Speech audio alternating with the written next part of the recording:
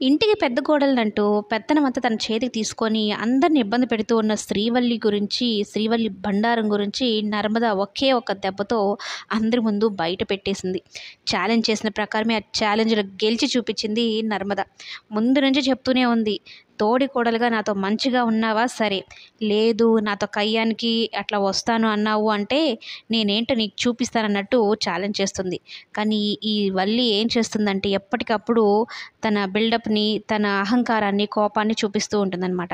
అది చీమ చిటుక్కన్నా సరే పోయి రామరాజు ముందు ఊదేస్తూ ఉంటుంది కదా! ఇప్పుడు ఈ విషయం మాత్రం అయితే చెప్పదు. అదేమనంటే మా విషయాల్లోకి రావద్దు, మా మొగుడు పిల్లల విషయాల్లోకి రావద్దు అని చెప్తూ ఉంటుంది ఈ శ్రీవల్లి. ఈమె మాత్రం అన్ని విషయాల్లోకి దూరొచ్చనమాట. అటు ప్రేమ విషయంలో కానీ, నర్మదా విషయంలో కానీ. అయితే నర్మద చెప్పిన ప్రకారమే ఎక్కడైతే ఆపానో అక్కడి నుంచే మొదలు పెడుతున్నాను అని చెప్పని వాళ్ళ ఇంటి గురించి, వాళ్ళు చేసిన మోసం గురించి మొత్తం తెలుసుకుంటుంది. తెలుసుకోవడమే కాదు, ఏకంగా రామరాజ్‌కి సాక్ష్యాలతో సహా చూపెట్టేస్తుందనమాట.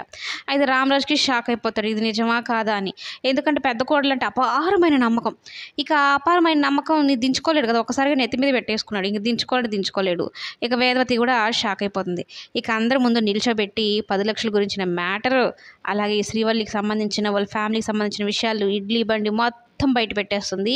ఇక ఏం చేయలేక నోరు మూసుకొని ఉంటుంది. అట్లని అబద్ధం అని చెప్పలేదు, ఇలా నిజమని చెప్పలేదనమాట. ఇదంతా నర్మద బయట పెట్టేసిన విషయాన్ని ఈ శ్రీవల్లి ఒక్కసారిగా కలకని ఇలా జరిగితే నా పనేంటి అన్నట్టు భయపడిపోతుందనమాట. కానీ ఖచ్చితంగా అయితే నర్మద ఛాలెంజ్ చేసిన విధంగా ఈ శ్రీవల్లి బండారాన్ని అందరి ముందు బయటైతే పెడుతుంది. ఖచ్చితంగా పెడుతుంది. అది కమింగ్ ఎపిసోడ్స్‌లో మనం చెప్పుకుందాం.